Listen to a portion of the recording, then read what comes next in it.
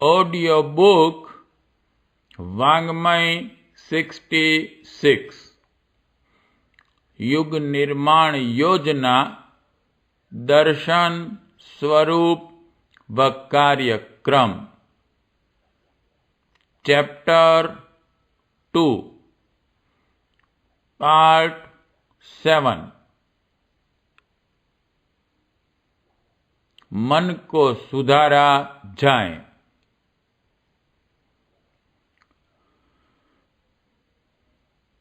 मनुष्य के अस्तित्व पर गंभीरतापूर्वक विचार किया जाए तो उसकी एकमात्र विशेषता उसका मनोबल ही दृष्टिगोचर होता है। शरीर की दृष्टि से वह अन्य प्राणियों की तुलना में बहुत गया बीता है। मनोबल की विशेषता के कारण ही वह सृष्टि के मुकुटमणि प्राणी बना हुआ है। मन वस्तुतः एक बड़ी शक्ति है।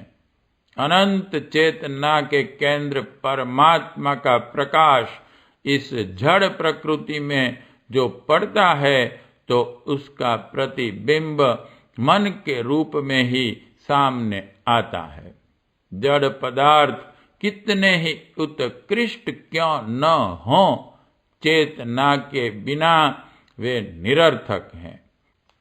इस पृथ्वी के गर्भ में रत्नों की खान, स्वर्ण भंडार और न जाने क्या क्या बहुमूल्य संपदाएं भरी पड़ी हैं, पर वे तब तक प्रकाश में नहीं आती जब तक कोई चेतना संपन्न मनुष्य उनसे संपर्क स्थापित नहीं करता है। स्वर्ण और रत्न का मूल्य चेतन प्राणी की चेतना के कारण ही है, अन्यथा वे मिट्टी कंकड़ के समान ही पड़े रहते हैं। इस देह को ही लीजिए, कितनी बहुमूल्य, प्रिय एवं उपयोगी लगती हैं, पर यदि चेतना नष्ट हो जाए, मूर्छा, उन्माद या मृत्यु की स्थिति आ जाए तो यह देह किसी काम की नहीं रह जाती। मानव जीवन में जो कुछ श्रेष्ठता एवं महत्ता है वह केवल उसकी मानसिक स्थिति, मनोभूमि के कारण ही है।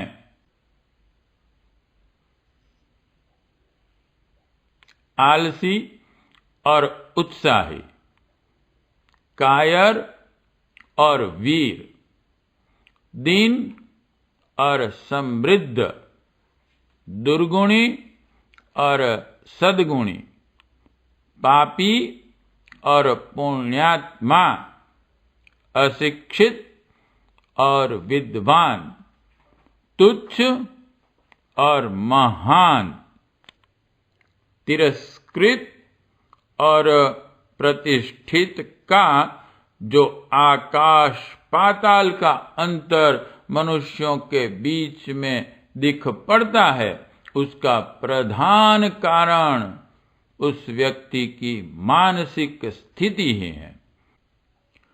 परिस्थितियां भी एक सीमा तक इन भिन्नताओं में सहायक होती है, पर उनका प्रभाव 5% ही होता है।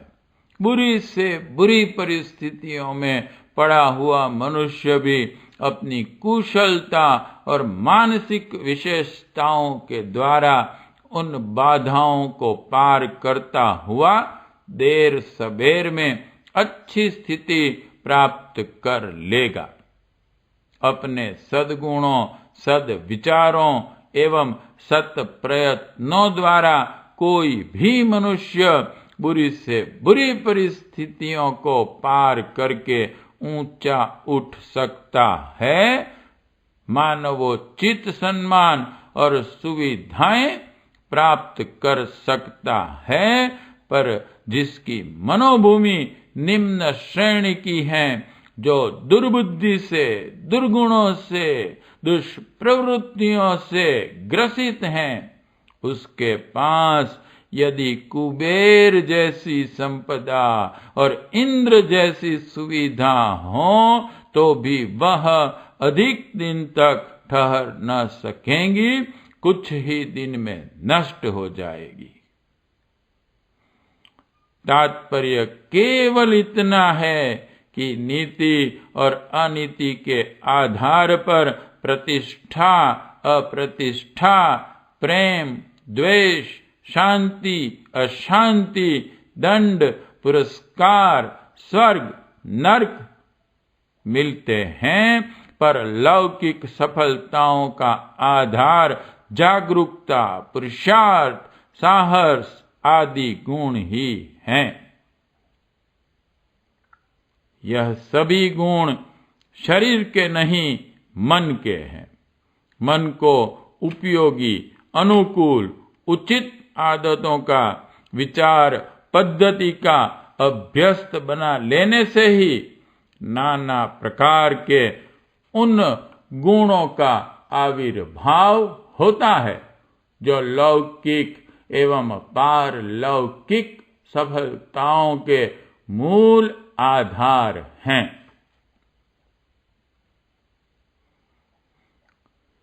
नैतिक आदर्शों का पालन शरीर पर प्रतिबंधों से नहीं, मन की उच्च स्थिति पर निर्भर हैं।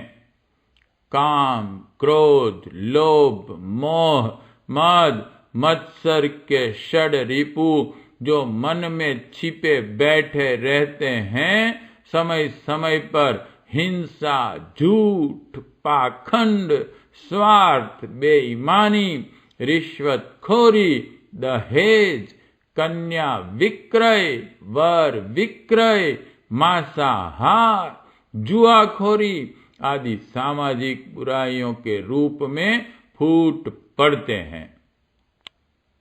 नाना प्रकार के दुष्कर्म यद्यपि अलग अलग प्रकार के दिख पड़ते हैं, पर उनका मूल एक ही है, मन की मलिनता। जिस प्रकार पेट खराब होने से नाना प्रकार के शारीरिक रोग उत्पन्न होते हैं, उसी प्रकार मन मलिन होने पर हमारे वैयक्तिक आंतरिक जीवन में नाना प्रकार के कुकर्म बन पड़ते हैं। जिस प्रकार रोगों के कारण शरीर को पीड़ा उठानी पड़ती है, उसी प्रकार मन की मलिनता से हमारा सारा बौद्धिक संस्थान, विचार क्षेत्र औंधा हो जाता है और कार्यशैली ऐसी ओछी बन पड़ती है कि पग पग पर असफलता, चिंता, त्रास, शोक, विक्षोभ के अवसर उपस्थित होने लगते हैं।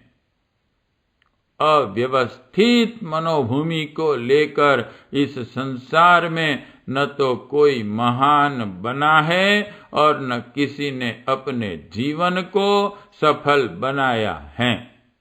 इसके लिए क्लेश और कलह, शोक और संताप, दैन्य और दरिद्र ही सुनिश्चित हैं।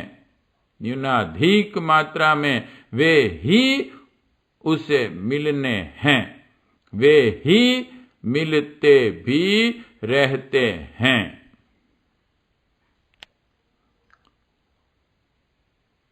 हमारे आध्यात्मिक लक्ष्य की आधारशिला मन की स्वच्छता है।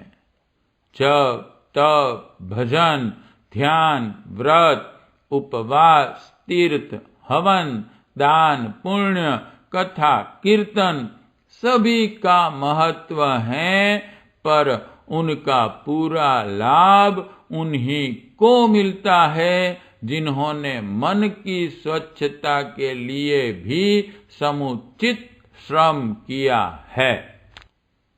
मन मलिन हो, दुष्टता, एवं नीचता की दुष्प्रवृत्तियों से मन गंदी कीचड़ की तरह सड़ रहा हो, तो भजन पूजन में भी कितना लाभ मिलने वाला है।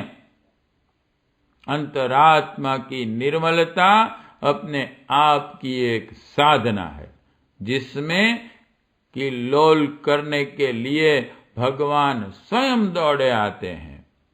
थोड़ी साधना से भी उन्हें आत्मदर्शन का, मुक्ति एवं साक्षात्कार का लक्ष्य सहज ही प्राप्त हो जाता है। स्वल्प साधना भी उनके लिए सिद्धिदायिनी बन जाती है।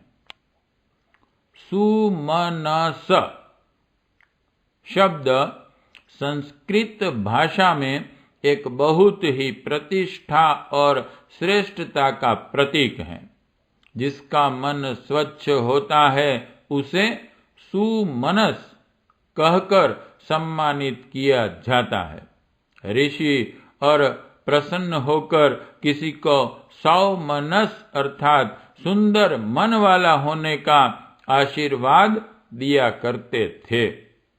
वस्तुतः इस निकम्मे प्राणी मनुष्य में यदि कोई विशेषता हो सकती है तो वह उसकी मानसिक स्वच्छता ही है, जिसे यह संपदा प्राप्त हुई उसका जीवन सच्चे अर्थों में सफल हो गया। वैयक्तिक और सामूहिक दोनों ही दृष्टियों से जनमानस की स्वच्छता एवं उत्कृष्टता नितांत आवश्यक है। इसके बिना न तो मनुष्य व्यक्तिगत रूप से सुखी रह सकेगा और न समाज ही समुन्नत हो सकेगा। आमदनी और सुविधाएं बढ़ाने वाली योजनाएं भी तब तक कुछ अधिक उपयोगी सिद्ध न होंगी जब तक अंतःकरण का स्तर ऊंचा न उठे। जब हमारे सामने अनेक समस्याएं और विभिन्न प्रकार के विचार होते हैं, तब यह निर्णय करना कठिन हो जाता है कि इनमें कौन हितकारी है और कौन हित के विपरीत, कौन सही है और कौन गलत है। ऐसी अवस्था में विवेक ही हमारा मार्गदर्शन कर सकता है। जिसमें विवेक की कमी होती है वे नाजुक क्षणों में अपना सही मार्ग निश्चित नहीं कर पाते और गलत रास्ते पर चल पड़ते हैं, जिसके कारण उन्हें पतन और असफलता के गर्त में गिरकर लांछित और अपमानित होना पड़ता है। जिसमें विवेक शक्ति का प्राधान्य होता है, वे दूरदर्शी होते हैं, काम के परिणाम को समझते हैं, अपने विचारों के महत्व को जानते हैं और इसीलिए उपयुक्त मार्ग को अपनाते हैं। यही शक्ति साधारण व्यक्ति को नेता, महात्मा और युग पुरुष बनाती है। मानव होने के नाते हमारा यह प्राथमिक कर्तव्य है कि हम इस विवेक को जागृत करें और उसकी आवाज को सुनना सीखें। संसार के छोटे से छोटे और बड़े से बड़े सभी मनुष्य इसकी कृपा के लिए लालायित रहते हैं। इससे हम यह निष्कर्ष पर पहुंचते हैं कि मनुष्य के लिए अपने विवेक की सदैव रक्षा करना परम आवश्यक है। किसी स्वार्थ के लिए भी विवेक की हत्या करने से उसका कुफल भोगना पड़ता है, चाहे वैयक्तिक विषय हो और चाहे सामाजिक, चाहे राजनीतिक समस्या हो अथवा धार्मिक। हमको विवेक युक्त निर्णय का सदैव ध्यान रखना चाहिए। लकीर के फकीर बन जाने या बाबा वाक्य प्रमाण मान लेने से मनुष्य की बुद्धि कुंठित हो जाती है और वह गलत मार्ग पर चलने लग जाता है। इसलिए प्राचीन या नवीन कोई भी विषय हो, हमको उसका निर्णय उचित अनुचित, सत्य असत्य का पूर्ण विचार करके ही करना चाहिए। पार्ट 7 समाप्त।